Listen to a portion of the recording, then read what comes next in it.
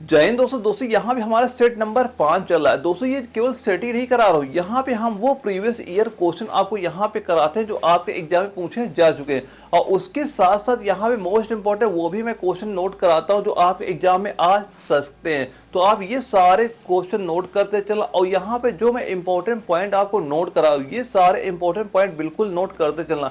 और जब भी ये क्लास लिया करिए तो पेन और कॉपी लेकर अपने साथ रखा करिए, जो मैं पॉइंट नोट कराता चलूँ वो पॉइंट भी आप नोट करते चलना। यकीन मान चलना दोस्तों, मैं एग्जाम तक जितने भी आपको सेट करा दूंगा ना, एक भी क्वेश्चन आपको यहाँ से बाहर नहीं जाएगा। और यहाँ पे आपका रिवीजन भी होता जाता, चाहे आपका बायोलॉजी हो, केमिस्ट्री हो, फिजिक्स हो, मैथ हो, जीके, यहाँ पे पूरा जैसा आपका पेपर आता ना मैं वैसे ही क्वेश्चन यहाँ पे लेके आता हूँ। ये सारे मोस्ट इंपॉर्टेंट वही क्वेश्चन होते हैं जो आपके एग्जाम में कई बार रिपीट हो चुके हैं। तो ये सारे क्वेश्चन बिल्कुल नोट करना, और जब भी आप पेपर देने जाएंगे वहां पे आपको यह भी आइडिया लगता रहेगा कि कैसे क्वेश्चन वहां पूछे जाते हैं और हमें कैसी तैयारी करनी है ताकि हमारा 45 से ज्यादा स्कोर वहां पे हो जाए। और दोस्तों एक बात हमेशा टारगेट रखना कि हमें 40 क्वेश्चन कैसे भी करने हैं अगर आप फाइनल सिलेक्शन लेना चाहते हैं, क्योंकि जो इसकी फिजिकली कट ऑफ मान आप 30-32 क्वेश्चन सोल्व कर लेंगे तभी फिजिकल के लिए आपको बुलाया जाता है, लेकिन जो इसकी फाइनल कट ऑफ जाती है वो मान चलना कि 40 क्वेश्चन तक जाती है।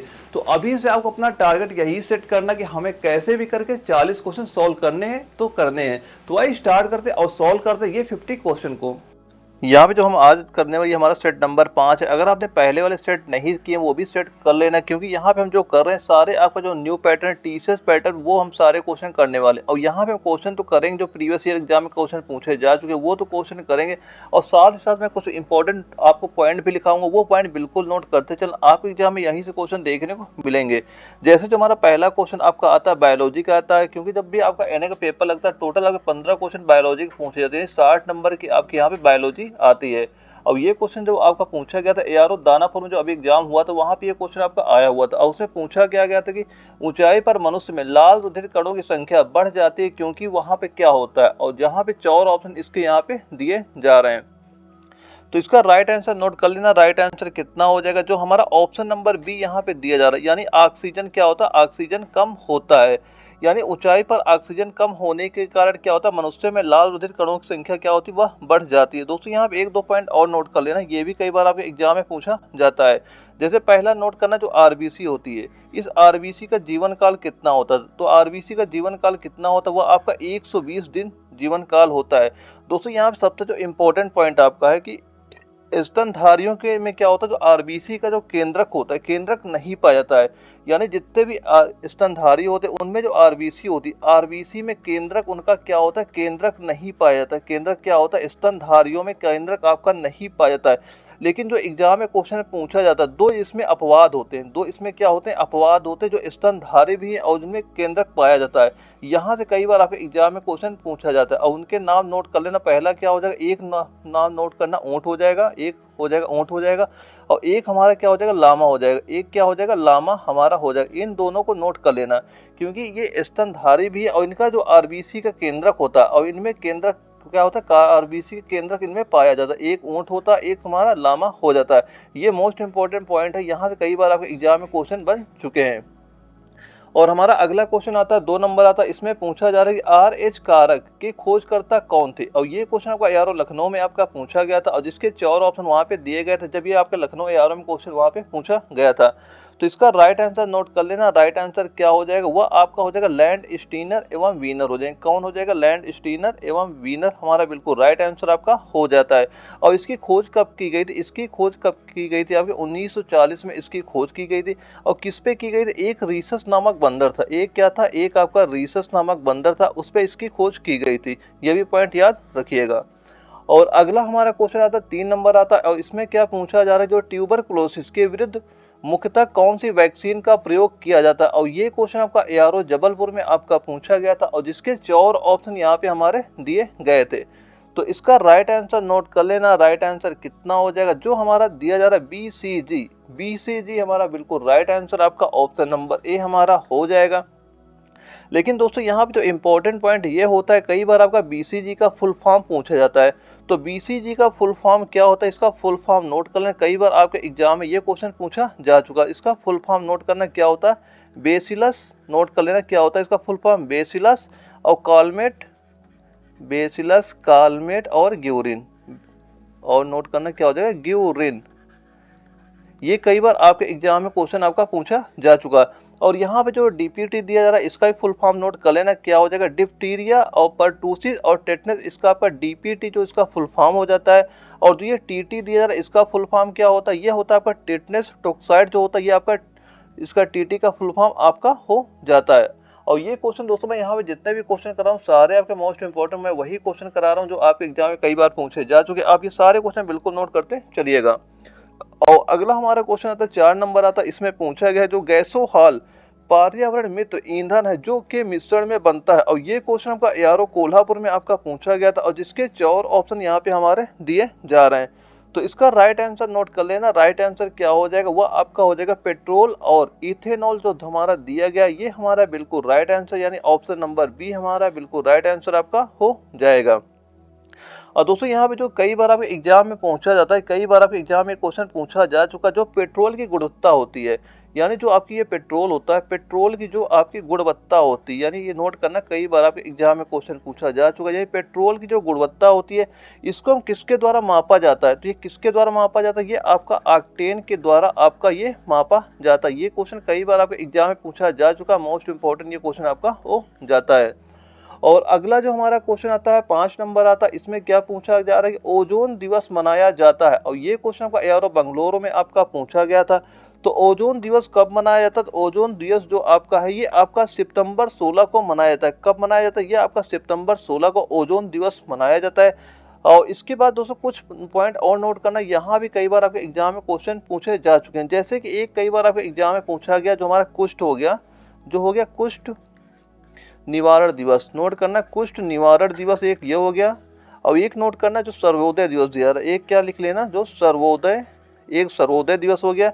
एक आपका हो गया शहीद दिवस, एक लिखना शहीद दिवस। ये कब मनाया जाता है, ये सारे आपके कब मनाया जाता है 30 जनवरी को, ये तीनों आपके मनाया जाता है। ये भी पॉइंट कई बार आपके एग्जाम में पूछा जा चुका है।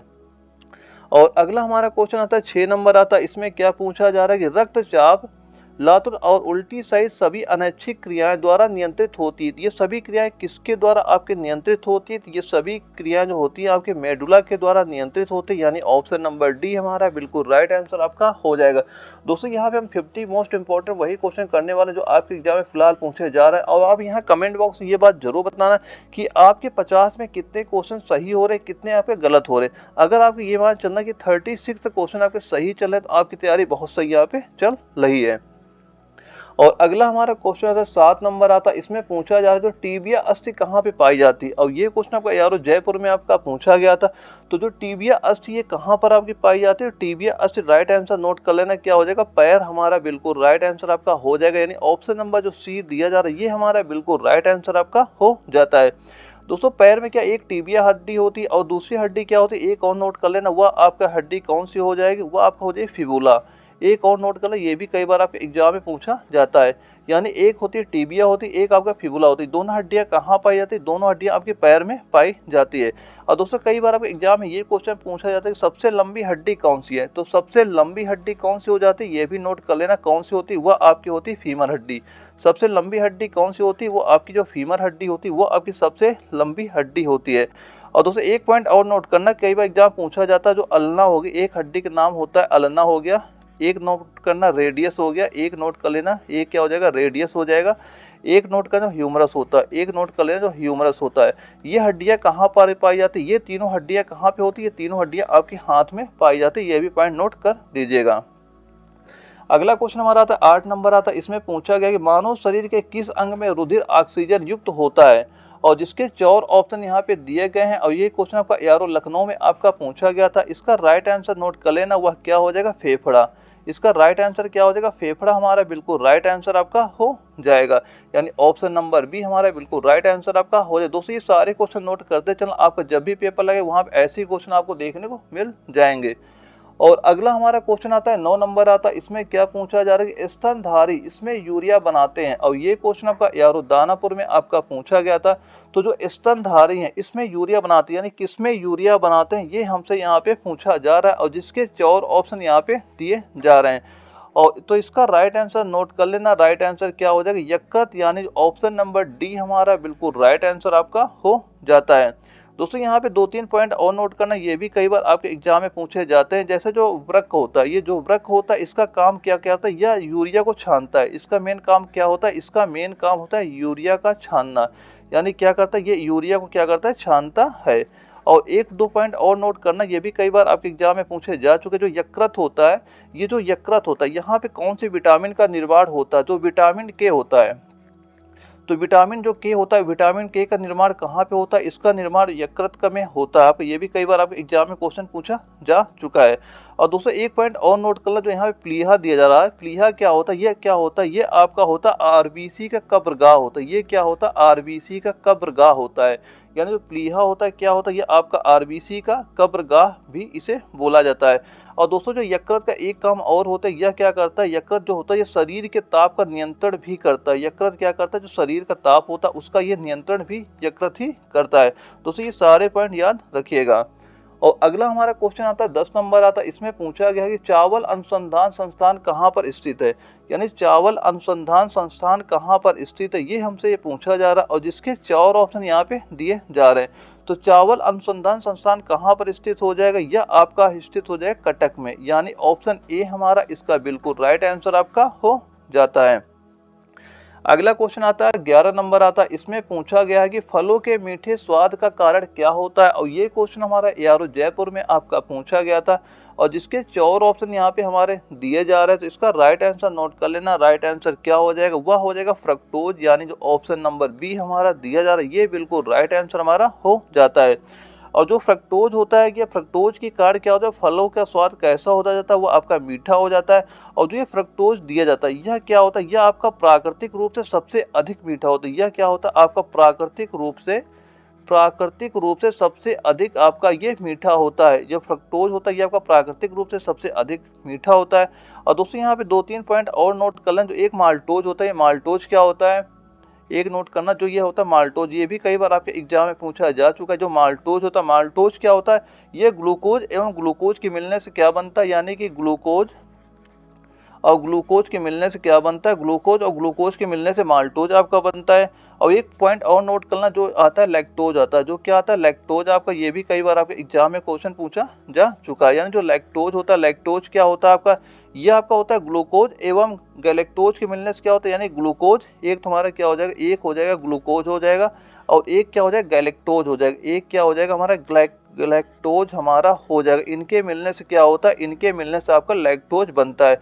ये भी कई बार आपके एग्जाम में पूछा जा चुका है। यानी माल्टोज निर्माण कैसे होता है, जब आपका ग्लूकोज और ग्लूकोज मिलते हैं तो माल्टोज बनता है। और जब ग्लूकोज और गैलेक्टोज मिलता है तो क्या बनता है, लैक्टोज आपका बन जाता है। और हमारा अगला क्वेश्चन आता है 12 नंबर आता है। इसमें क्या पूछा गया कि जीवाणु का अध्ययन किस संघ में करते हैं। और ये क्वेश्चन हमारा कोल्हापुर एआरओ में पूछा गया था। और जिसके 4 ऑप्शन यहाँ पे हमारे दिए जा रहे हैं। तो जीवाणु का अध्ययन किस संघ में करते हैं, इसका राइट आंसर नोट कर लेना। वह क्या हो जाएगा हमारा, साइजोमाइकोफाइटा हो जाएगा। क्या हो जाएगा, साइजोमाइकोफाइटा हो जाएगा। ऑप्शन सी हमारा बिल्कुल राइट आंसर आपका हो जाता है। और अगला हमारा क्वेश्चन जो है 13 नंबर है। इसमें क्या पूछा जा रहा है कि प्रोटीन की जानकारी प्रदान करने वाले डीएनए का भाग को क्या कहा जाता है। और ये क्वेश्चन हमारा एआरओ नागपुर में आपका पूछा गया था। और जिसके 4 ऑप्शन यहाँ पे दिए जा रहे हैं। तो राइट आंसर क्या हो जाएगा, राइट आंसर इसका नोट कर लेना, क्या हो जाएगा, जीन हमारा बिल्कुल राइट आंसर। यानी ऑप्शन नंबर जो डी हमारा दिया जा रहा है, ये बिल्कुल राइट आंसर आपका हो जाता है। और जो ये जीन होता है, जीन शब्द का प्रयोग सर्वप्रथम किसने किया था, ये जोहानसन ने किया था। ये भी नोट कर लेना, किसने किया था, ये किया था जोहानसन ने किया था। किसने किया था, जोहानसन ने किया था। और कब किया था, ये किया था 1909 ईस्वी में इसका प्रयोग किया था। ये भी पॉइंट नोट करना, कई बार आपके एग्जाम में ये भी पूछा जा चुका है। और अगला हमारा क्वेश्चन आता है 14 नंबर आता है। इसमें क्या पूछा जा रहा है, जीव विज्ञान शब्द किसके द्वारा दिया गया है। यानी जीव विज्ञान शब्द किसके द्वारा आपका दिया गया। और ये क्वेश्चन एआरओ लखनऊ में पूछा गया था। और जिसके 4 ऑप्शन यहाँ पे दिए जा रहे हैं। पहला है लैमार्क, दूसरा हमारा ट्रिवेंटर, और तीसरा अरस्तु, और चौथा क्या दिया, ए व बी दोनों। तो राइट आंसर नोट कर लेना। राइट आंसर इसका कितना हो जाएगा, वह हो जाएगा ऑप्शन ए, ऑप्शन बी हमारे दोनों राइट हैं। तो इसका जो ऑप्शन नंबर डी हमारा दिया गया, ये बिल्कुल राइट आंसर हमारा हो जाता है। और दोस्तों एक पॉइंट और नोट करें, ये भी कई बार आपके एग्जाम में पूछा जाता है, जो ये अरस्तु है, तो अरस्तु को किस विज्ञान का पिता कहा जाता है, इसका क्या हो जाएगा, अरस्तु है, अरस्तु क्या कहा जाता है, विज्ञान का पिता भी कहा जाता है। अरस्तु को क्या कहा जाता है, अरस्तु को कहा जाता है विज्ञान का पिता कहा जाता है। ये भी एग्जाम में क्वेश्चन पूछा जाता है, क्योंकि आपसे सीधा सीधा पूछा जाए कि विज्ञान के पिता किसे कहा जाता है, तो वहां पे एक ऑप्शन आपको अरस्तु वहां पे दिखाई पड़ जाता है, क्योंकि अरस्तु क्या कहते हैं, विज्ञान का पिता कहा जाता है। और अगला क्वेश्चन हमारा आता है 15 नंबर आता है, इसमें क्या पूछा गया है कि निम्नलिखित में से कौन सा सुमेलित नहीं है, ये हमसे यहाँ पे पूछा जा रहा है। पहले ए के सामने दिया जा रहा है फ्लोरिकल्चर, बी के सामने दिया जा रहा है एग्रोनॉमी, और सी के आगे दिया जा रहा है हॉर्टिकल्चर, और जो डी है फलों की खेती, इस पर दिया जा रहा है ओवोलॉजी। तो इसमें हमें ये बताना कौन सा आपका सुमेलित नहीं है, ये हमें यहाँ पे बताना है। तो दोस्तों जो यहाँ पे दिया गया सब्जियों की खेती हॉर्टिकल्चर दिया जा रहा है, ये क्या हो जाएगा हमारा बिल्कुल राइट, गलत आंसर आपका हो जाएगा, क्योंकि जो सब्जियों की खेती होती है, सब्जियों की खेती क्या कहलाता है, वह आपका ओलोरी कल्चर कहलाता है। क्या कहलाता है आपका, ओलोरी कल्चर आपका कहलाता है। और जो ये हॉर्टिकल्चर दिया जा रहा है, ये किसका होता है, ये आपका होता है बागवानी कृषि होती है। ये किसका होता है आपका, ये होता है आपका बागवानी कृषि का आपका हो जाता है। यानी फूलों की खेती हमें बिल्कुल सही दिया जाए, फसलों की खेती ये भी बिल्कुल सही दिया जा रहा है, और ये फलों की खेती ये भी बिल्कुल सही दिया जा रहा है। लेकिन हॉर्टिकल्चर क्या होता है, ये आपका बागवानी को कहा जाता है, और सब्जियों की खेती को क्या कहते हैं, ओलोरी कल्चर किसको कहा था, सब्जियों की खेती को कहा जाता है। इसलिए ऑप्शन नंबर जो सी हमारा दिया गया, ये बिल्कुल राइट आंसर हमारा हो जाता है। और दोस्तों इसके बाद हमारा अगला सेक्शन आता है जो केमिस्ट्री का होता है। केमिस्ट्री में टोटल आपके 15 क्वेश्चन आपके एग्जाम में पूछे जाते हैं, 60 नंबर के आपके एग्जाम में केमिस्ट्री आपकी आती है। और जो हमारा पहला क्वेश्चन केमिस्ट्री का दिया गया वो है 16 नंबर, और इसमें क्या पूछा गया कि निम्न में से क्या एक मिश्रण नहीं है। इनमें से हमें ये बताना है कि इनमें से कौन सा आपका मिश्रण नहीं है, ये बताना है, और जिसके 4 ऑप्शन यहाँ पे दिए जा रहे हैं। और ये क्वेश्चन आपका एआरओ जयपुर में आपका पूछा भी गया था। और पहला दिया गया कांच, दूसरा पीतल, तीसरा स्टील, और चौथा है ग्रेफाइट। तो इसमें जो हमारा ग्रेफाइट दिया जा रहा है, ग्रेफाइट क्या होता है, कोई मिश्रण आपका नहीं होता है, क्योंकि ग्रेफाइट क्या होता है, यह एक कार्बन का अपरूप होता है। ये क्या होता है, ये कार्बन का क्या हो जाता है, ये कार्बन का आपका एक अपरूप हो जाता है। कार्बन का क्या होता है, कार्बन का ये आपका अपरूप हो जाता है। और दोस्तों कुछ पॉइंट यहाँ पे और नोट कर लें, ये भी कई बार आपके एग्जाम में पूछे जाते हैं कि जो ये अपरूप होता है, जो हमारा ग्रेफाइट होता है, ग्रेफाइट क्या होता है, इसमें क्या होता है, चमक पाई जाती है। और ये ग्रेफाइट क्या होता है, ये विद्युत का सुचालक भी आपका होता है। ये भी पॉइंट आप नोट कर लेना। और दोस्तों जो पीतल होता है, जो यहाँ पे पीतल दिया है, ये किसका मिश्रण होता है, जो ये पीतल होता है, ये तांबा एवं जस्ता का मिश्रण होता है। किसका मिश्रण होता है, ये एक तांबा हो गया और जस्ता, तांबा और जस्ता का मिश्रण क्या होता है, वह आपका पीतल कहलाता है। यह भी पॉइंट आउट नोट कर लेना। और लोहा एवं कार्बन का मिश्रण क्या कहलाता है, स्टील कहलाता है। यह भी नोट कर लेना। जो लोहा हो गया और एक कार्बन हो गया, लोहा और कार्बन का मिश्रण क्या कहलाता है, लोहा और कार्बन का मिश्रण स्टील आपका कहलाता है। और कांच क्या होता है, कांच जो होता है आपका एक अतिशीतित द्रव आपका होता है। कांच क्या होता है, यह आपका एक अतिशीतित द्रव होता है, और यह सोडियम कैल्शियम सिलिकेट है। और यह होता है क्या, क्या होता है, ये आपका सोडियम कैल्शियम सिलिकेट आपका होता है। तो इसका राइट आंसर नोट कर लेना, क्या हो जाएगा, ऑप्शन नंबर डी हमारा बिल्कुल राइट आंसर आपका हो जाएगा। और अगला क्वेश्चन आता है 17 नंबर आता है, इसमें पूछा जा रहा है कि हाइड्रोजन अणु का नाभिक किससे बना होता है। यानी जो हाइड्रोजन अणु का नाभिक होता है, यह आपका किसका बना होता है, तो ये बना होता है आपका केवल एक प्रोटॉन का बना होता है। किसका बना होता है, यह केवल आपका एक प्रोटॉन का बना होता है। ऑप्शन ए इसका बिल्कुल राइट आंसर आपका हो जाता है। और दोस्तों एक बात और यहाँ पे याद करना, जो हाइड्रोजन के समस्थानिक कितने होते हैं, हाइड्रोजन के जो समस्थानिक कितने होते हैं, 3 समस्थानिक हाइड्रोजन के आपके होते हैं। कौन कौन से होते हैं, एक आपका हो जाता है प्रोटियम होता है, एक ड्यूटेरियम होता है, और आपका एक ट्राइटियम आपका हो जाता है। ये भी पॉइंट आप नोट कर लेना। और इसके बाद दोस्तों हमारा अगला क्वेश्चन आता है, इसमें पूछा जा रहा है कि 18 नंबर में कि एक इलेक्ट्रॉन में कितना विद्युत आवेश होता है। यानी एक इलेक्ट्रॉन में विद्युत आवेश कितना होता है। और ये क्वेश्चन आपका एआरओ लखनऊ में आपका पूछा भी गया था, और जिसके 4 ऑप्शन यहाँ पे हमारे दिए जा रहे हैं। तो एक इलेक्ट्रॉन में विद्युत आवेश कितना होता है, तो वह राइट आंसर नोट कर लेना, क्या हो जाएगा, -1.6 × 10⁻⁻19 कूलम आवेश आपका हो जाता है। इसका राइट आंसर क्या हो जाएगा, ऑप्शन नंबर जो सी हमारा दिया जा रहा है, ये हमारा बिल्कुल राइट आंसर आपका हो जाता है। और दोस्तों यहाँ पे 1-2 पॉइंट और नोट कर लें। जो इलेक्ट्रॉन की अगर बात चली रही, तो इलेक्ट्रॉन का जो खोजकर्ता कौन थे, इलेक्ट्रॉन के खोजकर्ता कौन हो जाएंगे, इसका भी राइट आंसर नोट कर लेना, कौन हो जाए, जे थॉमसन होते। कौन थे वो, जे थॉमसन इसके खोजकर्ता आपके हो जाते हैं। और इलेक्ट्रॉन का द्रव्यमान कितना होता है, इसका द्रव्यमान भी नोट कर लेना। जो इलेक्ट्रॉन होता है, इलेक्ट्रॉन का द्रव्यमान आपका कितना होता है, ये भी एग्जाम में कई बार क्वेश्चन पूछा जा चुका है। तो इलेक्ट्रॉन का द्रव्यमान नोट कर लेना, 9 दशमलव कितना हो जाएगा 108 गुणे 10 की पावर माइनस 31 क्या हो जाएगा, 10 की पावर माइनस 31 क्या हो जाएगा किलोग्राम, इसका क्या हो जाएगा द्रव्यमान आपका हो जाता है। और दोस्तों एक आता है प्रोटॉन आता है, प्रोटॉन से भी कुछ क्वेश्चन आपको देखने को मिलते हैं। यानी जो प्रोटॉन होता है, प्रोटॉन पर आवेश कितना होता है, पहले तो ये बताइए जो प्रोटॉन होता है, प्रोटॉन पर आवेश कितना होता है। तो प्रोटॉन पर आवेश कितना हो जाता है, वह आपको होता है प्लस 1.6 गुणे 10 की पावर माइनस 19 कूलाम क्या हो जाएगा, 19 कूलाम क्या होता है, इस पे आपका आवेश आपका होता है। और इसका द्रव्यमान कितना होता है, जो प्रोटॉन होता है, प्रोटॉन का द्रव्यमान कितना होता है, ये भी आपके एग्जाम में कई बार क्वेश्चन पूछा जा चुका है। तो प्रोटॉन का द्रव्यमान कितना होता है, वो आपका 1.672 गुणे 10 की पावर माइनस 27 kg आपका क्या हो जाएगा, इसका द्रव्यमान आपका हो जाता है। और प्रोटॉन की खोज किसने की थी, ये भी नोट कर लेना। इसके खोजकर्ता कौन थे प्रोटॉन के, तो खोज किसने की थी, वो गोल्डस्टीन ने इसकी खोज की थी। किसने खोज की थी, गोल्डस्टीन ने इसकी खोज की थी, ये भी पॉइंट आप नोट कर लीजिएगा। और जो न्यूट्रॉन होता है, न्यूट्रॉन पे कितना आवेश होता है, एक नोट ये भी करना, जो न्यूट्रॉन होता है, न्यूट्रॉन पे कितना आवेश होता है, न्यूट्रॉन पे आवेश 0 होता है, यानी वो आवेश रहित आपका होता है। लेकिन इसका द्रव्यमान कितना होता है, जो न्यूट्रॉन होता है, इसका द्रव्यमान भी नोट कर लेना। द्रव्यमान इसका कितना हो जाएगा, वह नोट कर लेना, कितना होता है 1.676 गुणे 10 की पावर माइनस 27 किलोग्राम क्या हो जाएगा, इसका आपका द्रव्यमान आपका हो जाएगा। और न्यूट्रॉन की खोज किसने की थी, ये किसकी खोज की थी, ये चैडविक ने की थी। किसने खोज की थी, चैडविक ने इसकी खोज की थी। ये सारे पॉइंट नोट कर लेना, यहाँ से आप एग्जाम में बिल्कुल एक क्वेश्चन आपको देखने को मिल जाएगा। और हमारा अगला क्वेश्चन आता है 19 नंबर आता है। इसमें क्या पूछा गया कि कार्बनिक यौगिक किस प्रकार के होते हैं। तो कार्बनिक जो यौगिक होते हैं ये आपके किस प्रकार के होते हैं, ये आपके सहसंयोजी यौगिक होते हैं। यानी ऑप्शन ए हमारा इसका बिल्कुल राइट आंसर हमारा हो जाएगा। यानी जो कार्बनिक यौगिक होते हैं किस प्रकार के होते हैं, ये आपके सहसंयोजिक यौगिक होते हैं। यानी ऑप्शन नंबर ए हमारा बिल्कुल राइट आंसर आपका हो जाता है।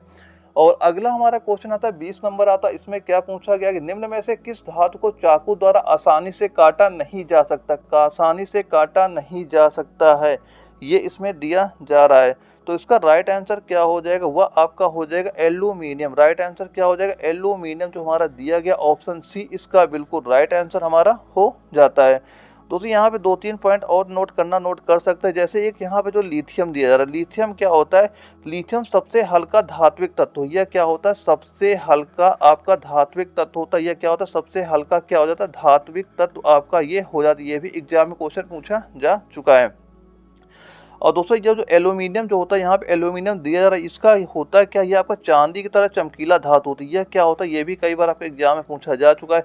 ये क्या होता है, ये आपका होता है चांदी की तरह, यानी कि लिख लेना चांदी की तरह एक चमकीली धातु होती। क्या होती है, ये चांदी की तरह आपकी एक क्या हो जाती है, ये चमकीली धातु आपकी ये हो जाती है, जो आपकी एल्यूमिनियम यहाँ पे दिया जा रहा है।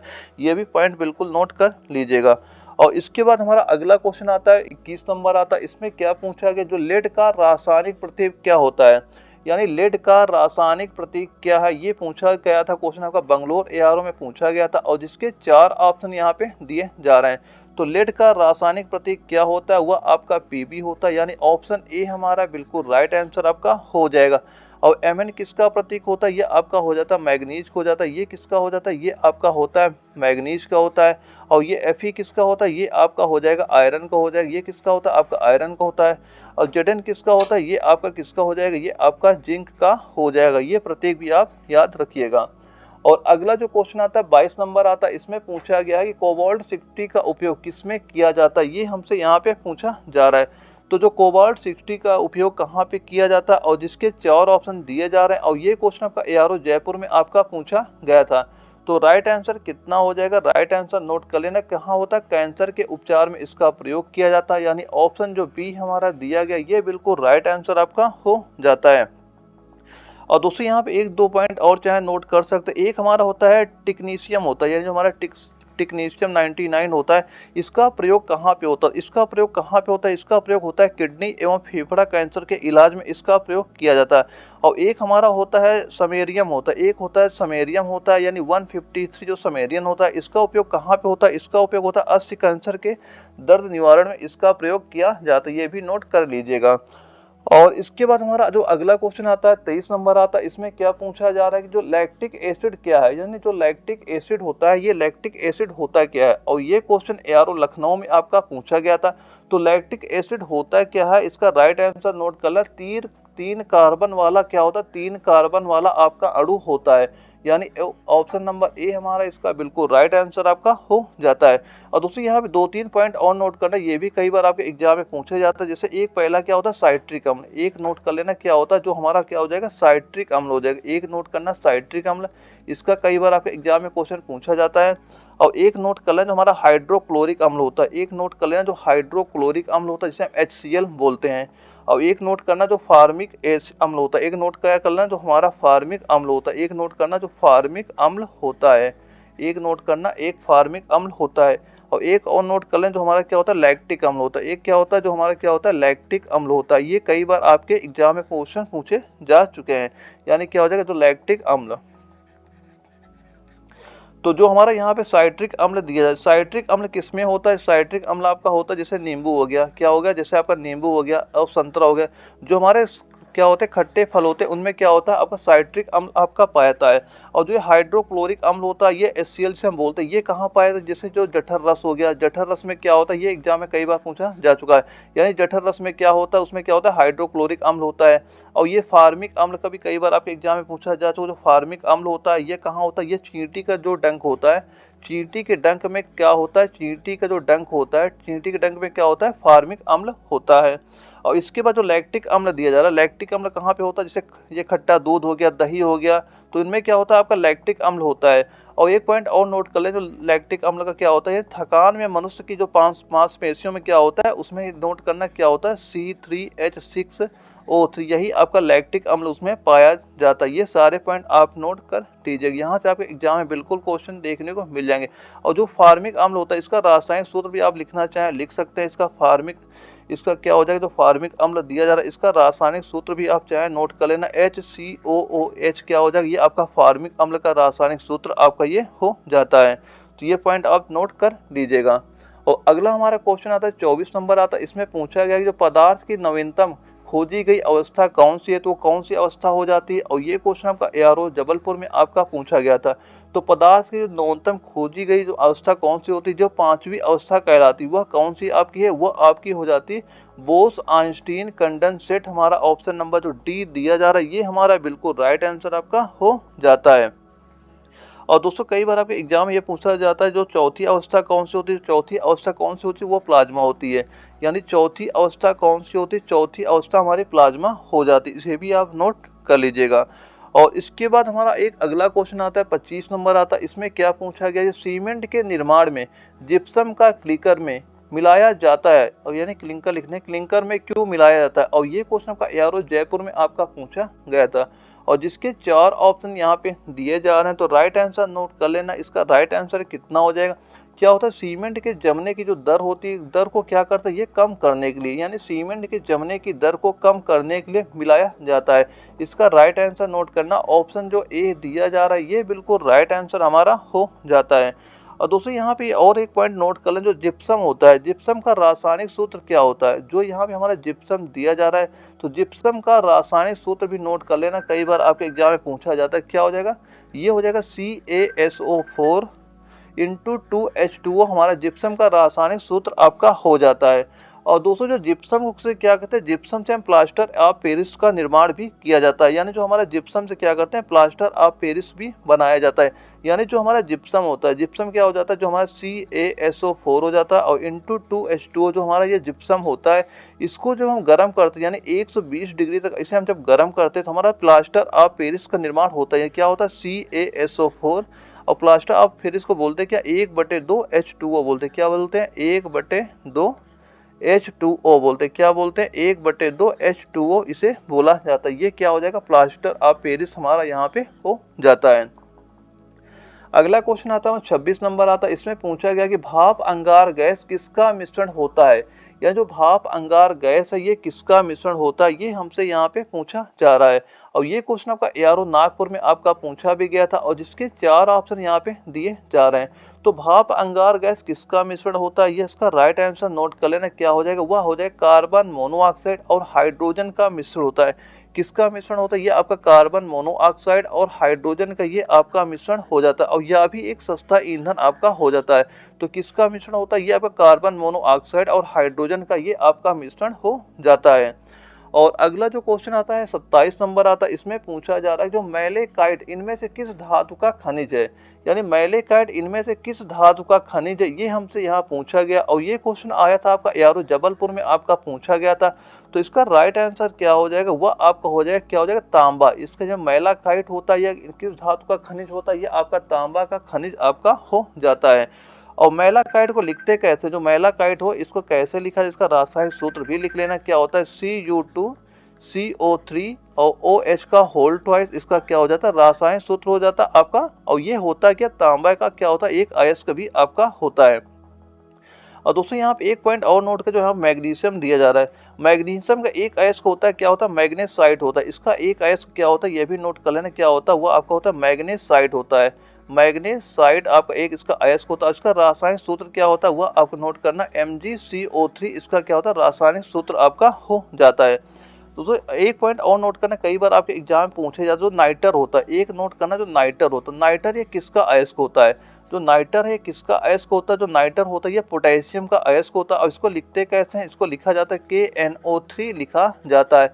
और ये अयस्क किसका होता है? ये आपका पोटेशियम का आपका ये अयस्क होता है। ये भी कई बार आपके एग्जाम में क्वेश्चन में पूछा जा चुका है। दोस्तों ये सारे पॉइंट जो मैं जितने नोट करा रहा हूँ, सारे यहाँ के मोस्ट इंपॉर्टेंट, आप ये सारे पॉइंट बिल्कुल नोट करते चलिएगा। और दोस्तों एक पॉइंट और नोट कर लेना, जो आपका एल्यूमिनियम का ही अयस्क होता है, ये भी कई बार आपके एग्जाम में पूछा जा चुका है। यानी एक एल्यूमिनियम का अयस्क और होता है, उसे क्या बोलते हैं? उसे बोलते हैं फेल्सपार। क्या बोलते हैं? ये भी नोट कर लेना, क्या बोलते हैं? फेल्सपार। क्या बोलते हैं? फेल्सपार बोलते हैं। और इसका रासायनिक सूत्र नोट कर लेना, वह क्या होता है? नोट कर लेना, KALSI और 3O3, ये नोट कर लेना। इसका क्या हो जाएगा? आपका रासायनिक सूत्र आपका ये हो जाएगा। दोस्तों ये सारे पॉइंट नोट करना, यहाँ से आप एग्जाम बिल्कुल क्वेश्चन आपको देखने को मिल जाएंगे। अगला क्वेश्चन हमारा आता है 28 नंबर आता है, इसमें पूछा गया कि निम्नलिखित में से कौन अधातु नहीं है? निम्नलिखित में से कौन सी आपकी अधातु नहीं है? और ये लखनऊ ARO में क्वेश्चन आपका पूछा गया था और जिसके 4 ऑप्शन यहाँ पे हमारे दिए जा रहे हैं। तो इनमें से हमें ये बताना है कि कौन सा आपका अधातु नहीं है। तो यहाँ पे जो एल्यूमिनियम दिया जा रहा है, एल्यूमिनियम क्या होता है? आपका धातु होता है। एल्यूमिनियम क्या होता है? एल्यूमिनियम हमारी ये धातु होती है, यानी ये अधातु आपकी नहीं होती है। तो इसका राइट आंसर नोट कर लेना, क्या हो जाएगा? ऑप्शन नंबर जो सी हमारा दिया जा रहा है, ये बिल्कुल राइट आंसर आपका हो जाएगा। और जो एल्यूमिनियम दिया जा रहा है, ये किस वर्ग का सदस्य होता है? इसका वर्ग कौन सा? नोट कर लें, किस वर्ग का सदस्य होता है? ये आपका जो 13वां वर्ग होता है, इसका ये आपका सदस्य आपका हो जाता है। और जो कार्बन दिया जाए, ये किस वर्ग में आता है? कार्बन आपका आता है 14वें वर्ग का, ये आपका सदस्य ये कार्बन आपका हो जाता है। और यहाँ पे जो सल्फर दिया जा रहा है, ये सल्फर किस वर्ग में आता है? ये भी नोट कर लें, ये 16वां वर्ग का सदस्य आपका ये हो जाता है। तो ये भी वर्ग कई बार आपके एग्जाम में क्वेश्चन पूछे जा चुके हैं। तो ये सारे पॉइंट नोट करना, यहाँ से आपके एग्जाम बिल्कुल क्वेश्चन आपको देखने को मिल जाएगा। और अगला क्वेश्चन हमारा आता है 29 नंबर आता है, इसमें पूछा गया कि माचिस की तिलियों में क्या होता है? और ये क्वेश्चन आपका ARO कोल्हापुर में आपका पूछा गया था और जिसके और ऑप्शन हमारे यहाँ पे दिए जा रहे हैं।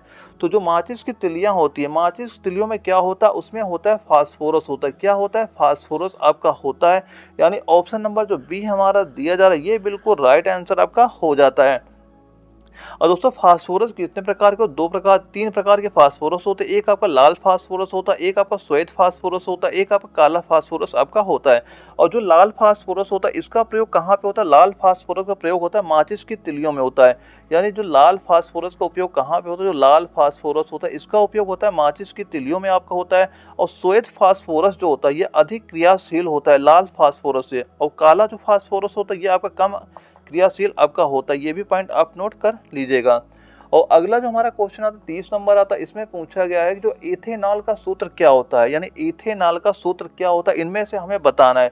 तो इनमें से आपका इथेनॉल का सूत्र क्या होता है, वह नोट कर लेना। क्या होता है? C2H5OH होता है। यानी क्या होता है? C2H5OH किसका होता है? ये आपका इथेनॉल का सूत्र आपका हो जाता है। और दोस्तों यहाँ पे कुछ मेन और सूत्र लिख लेना, जो आप एग्जाम में कई बार आपके पूछे जाते हैं। एक तो आप नोट कर लें, जो हमारा एसिटिलीन होता है। एक क्या नोट कर लें? जो एसिटिलीन होता है। एक क्या होता है? एसिटिलीन हमारा हो जाता है। और एक और नोट कर लें जो क्या होता है बेंजीन होता है, ये भी कई बार आपके एग्जाम में क्वेश्चन पूछा जा चुका है। यानी एक हमारा क्या होता है बेंजीन होता है, एक क्या होता है डीकेन होता है। एक क्या होता है, एक नोट करना जो डीकेन हो जाता है, ये भी एग्जाम में कई बार आया है। और एक नोट करना जो प्रोपीन होता है, एक नोट कर लें जो हमारा क्या होता है प्रोपीन आपका हो जाता है। और एक नोट करना जो हमारा हेप्टेन होता है, क्या होता है हेप्टेन होता है, ये भी नोट कर लेना। तो जो एसिटिलीन होता है इसका रासायनिक सूत्र नोट करना क्या होता है C2H2 हो जाता है। और जो बेंजीन होता है, बेंजीन क्या होता है, बेंजीन का नोट करना C6H6 किसका बेंजीन का हो जाएगा। और जो डीकेन का क्या लिख लेना, डीकेन का लिख लेना C10H22 ये इसका डीकेन का हो जाता है। और जो यहाँ पे प्रोपीन दिया जा रहा है, प्रोपीन का क्या होता है, प्रोपीन नोट करना C3H6 किसका होता है प्रोपीन का होता है। और जो हेप्टेन दिया जा रहा है ये किसका होता है, ये आपका C7 और H16 किसका होता है हेप्टेन का आपका हो जाता है। ये भी नोट कर लीजिएगा इन सभी को। और इसके बाद हमारा अगला क्वेश्चन आता है 31 नंबर आता है, यहाँ से हमारा फिजिक्स स्टार्ट हो जाता है। यानी आपके एग्जाम में 5 क्वेश्चन फिजिक्स के पूछे जाते हैं, यानी टोटल 20 नंबर की आपकी फिजिक्स आती है। और जो हमारा फिजिक्स का पहला क्वेश्चन है इसमें क्या पूछा जाए, निम्न में से किसे जूल में मापा जाता है। इनमें से हमें ये बताना है किसे जूल में मापा जाता है। और ये क्वेश्चन आपका यारो जयपुर में आपका पूछा गया था। तो किसे जूल में मापा जाता है, तो राइट आंसर नोट कर लेना क्या हो जाएगा ऊर्जा, हमारा बिल्कुल राइट आंसर आपका हो जाता है। और यहाँ पे जो वेग है, वेग का मात्रक नोट कर लेना, वेग का मात्रक क्या होता है मीटर पर सेकंड होता है। वेग का मात्रक क्या हो जाता है मीटर पर सेकंड किसका मात्रक होता है वेग का मात्रक हो जाता है। और बल का मात्रक नोट कर लेना, बल का मात्रक क्या होता है न्यूटन बल का मात्रक आपका हो जाता है। और शक्ति का मात्रक लिख लेना, शक्ति का मात्रक क्या होता है वाट, हमारा क्या होता है शक्ति का मात्रक आपका हो जाता है। और 2 पॉइंट और नोट कर लेना, एक जो दाब का मात्रक भी आपके एग्जाम में पूछा जाता है, एक पॉइंट नोट करना जो तरंग दैर्ध्य है। तो ये जो तरंग दैर्ध्य इसका भी कई बार आपके एग्जाम में क्वेश्चन देखने को आपको मिल चुका है। तो तरंग जो दाब का मात्रक नोट कर लेना क्या हो जाएगा पास्कल दाब का मात्रक हो जाता है। और जो तरंग दैर्ध्य ये किसका मात्रक होता है जो एंगस्ट्रॉम हो जाता है, क्या हो जाएगा एंगस्ट्रॉम किसका मात्रक, इसका मात्रक आपका हो जाएगा। ये भी पॉइंट आप नोट कर लीजिएगा। और अगला क्वेश्चन हमारा आता है 32 नंबर आता है, इसमें पूछा गया कि सूर्य को देखने के लिए किस यंत्र का प्रयोग किया जाता है। और ये क्वेश्चन आपका यारो जालंधर में आपका पूछा गया था। तो सूर्य को देखने के लिए किस यंत्र का प्रयोग किया जाता है, तो राइट आंसर नोट कर लेना, वह क्या हो जाएगा हेलियोस्कोप, यानी ऑप्शन सी दिया गया हेलियोस्कोप, यानी ऑप्शन सी नंबर हमारा बिल्कुल राइट आंसर आपका हो जाता है। और अगला क्वेश्चन आता है 33 नंबर आता है, इसमें क्या पूछा गया कि किसी परिपथ में विद्युत धारा के प्रवाह की दिशा को दर्शाने के लिए किस उपकरण का प्रयोग किया जाता है। और ये क्वेश्चन आपका एआरओ बंगलोर में आपका पूछा गया था। तो इसका राइट आंसर नोट कर लेना, राइट आंसर क्या हो जाएगा जो हमारा दिया गया है गैल्वेनोमीटर। राइट आंसर क्या हो जाएगा गैल्वेनोमीटर, हमारा बिल्कुल राइट आंसर, यानी ऑप्शन ए हमारा बिल्कुल राइट आंसर आपका हो जाता है। और दूसरे यहाँ पे एक दिया जा रहा है एमीटर। एमीटर क्या होता है, एमीटर होता है किसी भी परिपथ में प्रवाहित धारा का मान ज्ञात किससे करते हैं, वो एमीटर से किया जाता है। और यहाँ पे 2 पॉइंट जो वोल्ट मीटर दिया जा रहा है, वोल्ट मीटर क्या होता है, ये किसी परिपथ में किन्हीं 2 बिंदुओं के बीच जो विभवांतर नापने किसका काम होता है वोल्ट मीटर का। यानी अगर हम विभवांतर मापेंगे किसका उपयोग करते हैं वोल्ट मीटर का हम यहाँ पे उपयोग करते हैं।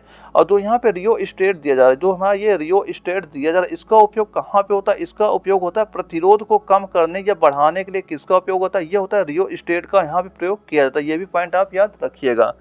और इसके बाद अगला क्वेश्चन आता है हमारा 34 नंबर आता है, इसमें क्या पूछा गया कि 20 न्यूटन का बल किसी वस्तु पर कार्य कर रहा है, वस्तु की बल की दिशा में 4 मीटर के माध्यम से विस्थापित है, तो किया गया कार्य क्या होता है। तो कार्य बराबर क्या होता है, कार्य पर नोट कर लेना, कार्य बराबर क्या होता है वह आपका होता है बल गुणे विस्थापन। क्या हो जाएगा बल गुणे विस्थापन आपका ये हो जाता है। तो यहाँ पे बल कितना लग रहा है, बल लग रहा है हमारा 20 न्यूटन का बल लग रहा है। और विस्थापन कितना हो रहा है 4 मीटर का विस्थापन हो रहा है।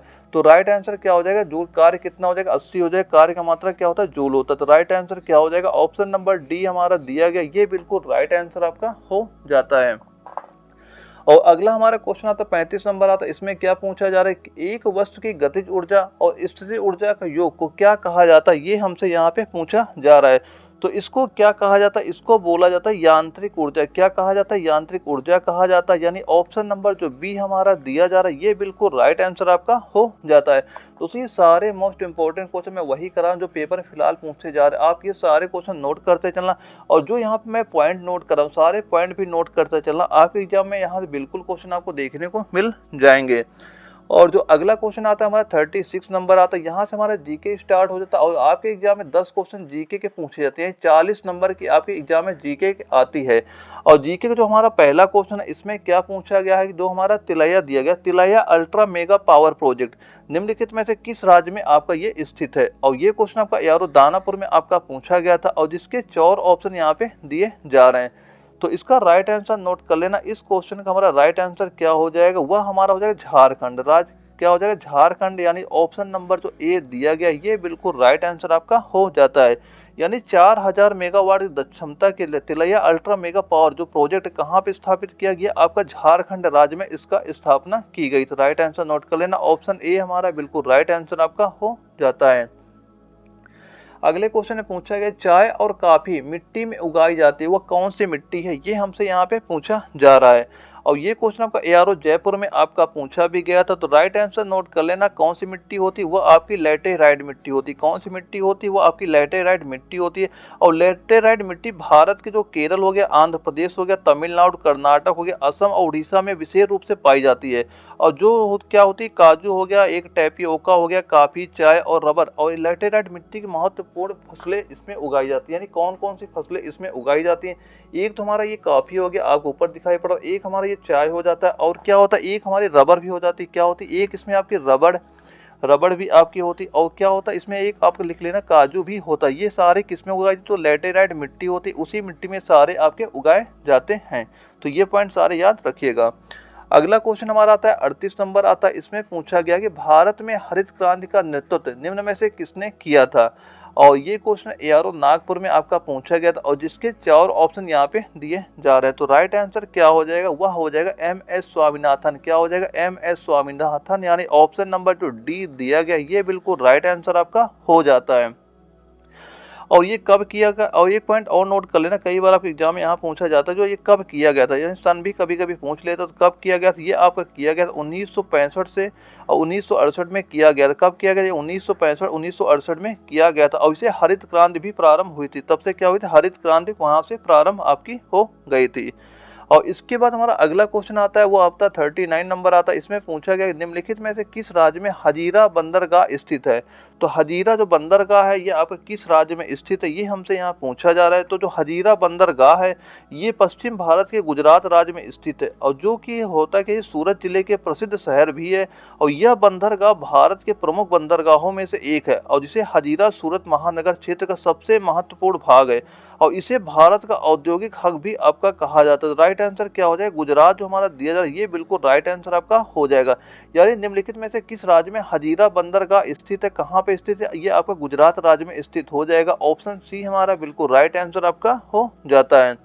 अगले क्वेश्चन में पूछा गया कि संविधान के अधिवेशन या 1951 द्वारा निम्नलिखित में से किस अनुसूची को संविधान में जोड़ा गया था। और ये एआरओ जालंधर में आपका पूछा गया था।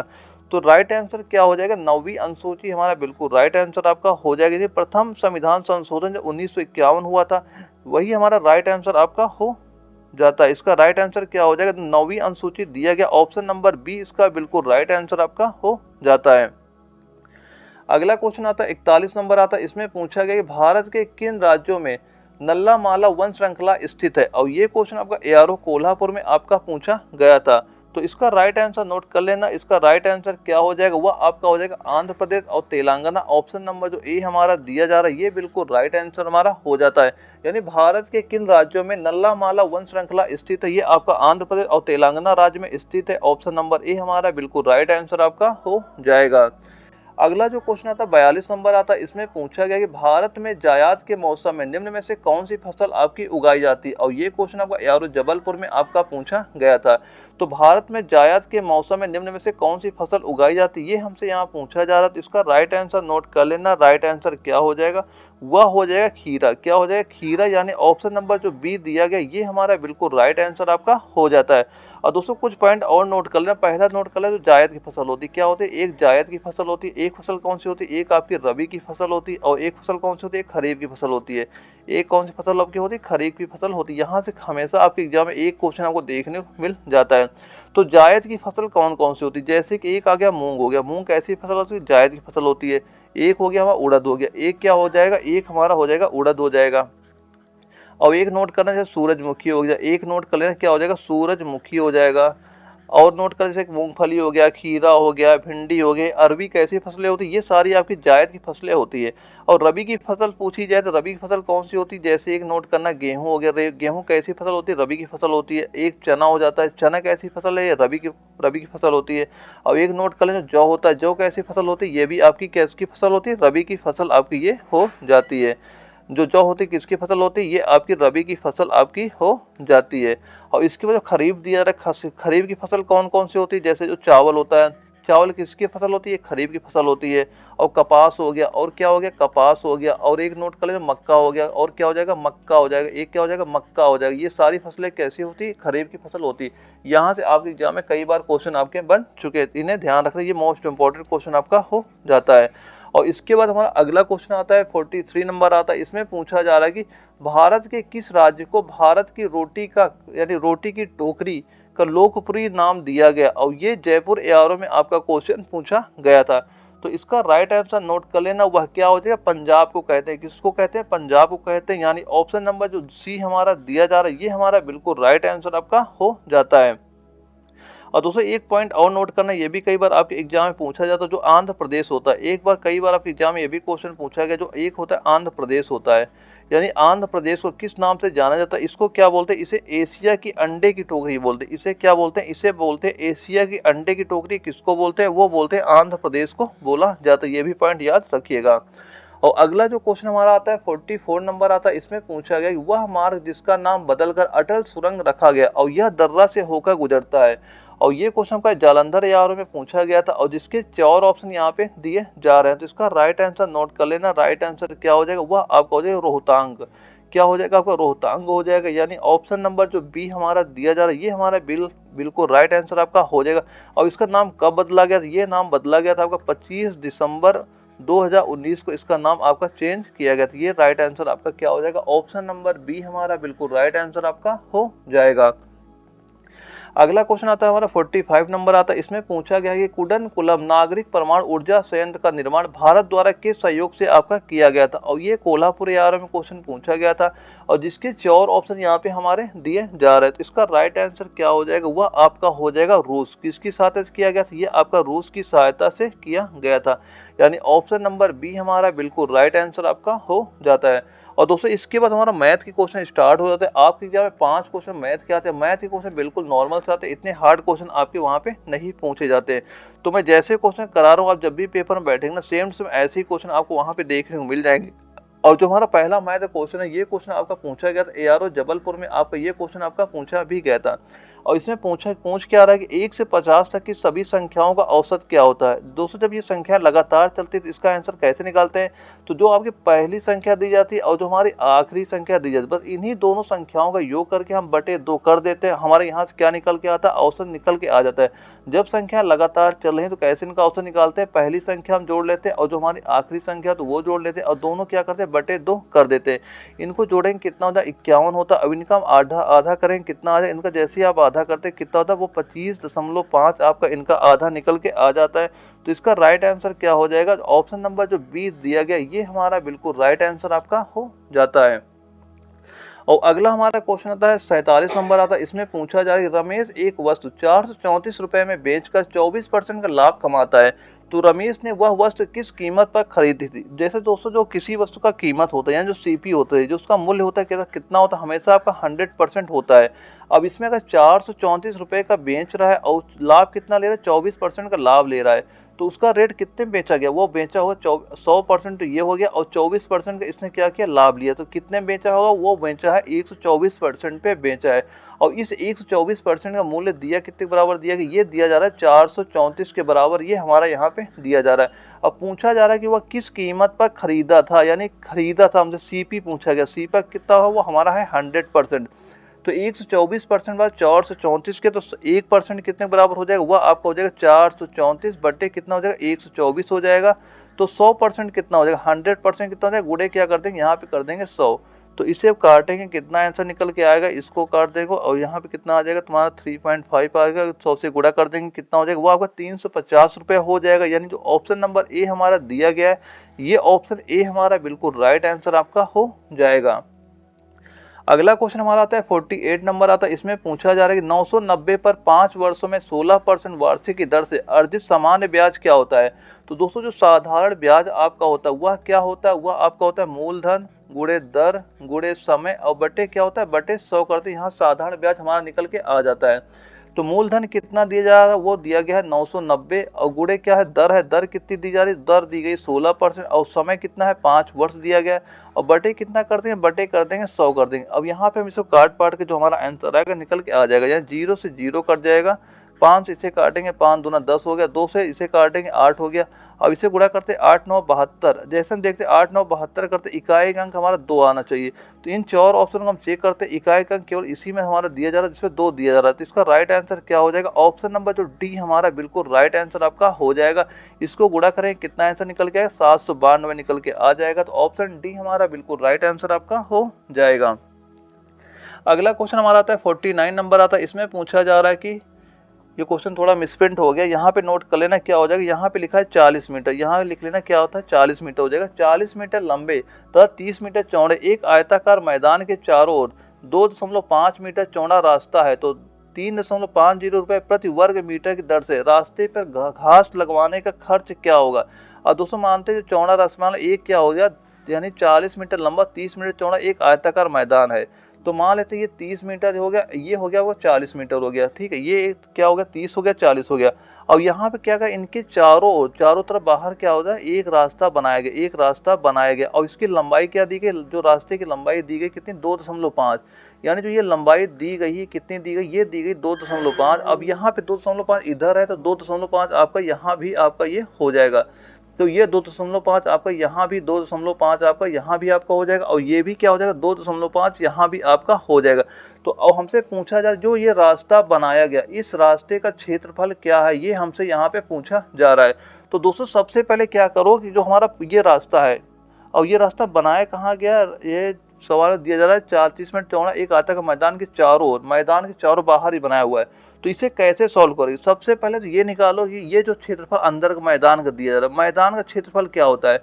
तो मैदान कैसा हमारा आयताकार है, तो आयत का क्षेत्रफल क्या होता है, लंबाई गुणे चौड़ाई होता है, क्या होता है लंबाई गुणे चौड़ाई होता है। इसका क्षेत्रफल क्या हो जाएगा, इसका हो जाएगा 30 गुणे 40 करेंगे तो इसका क्षेत्रफल हमारा निकल के आ जाएगा, वो कितना हो जाएगा, ये निकल के आ जाएगा 1200 मीटर, कितना हो जाएगा 1200 मीटर हो जाएगा।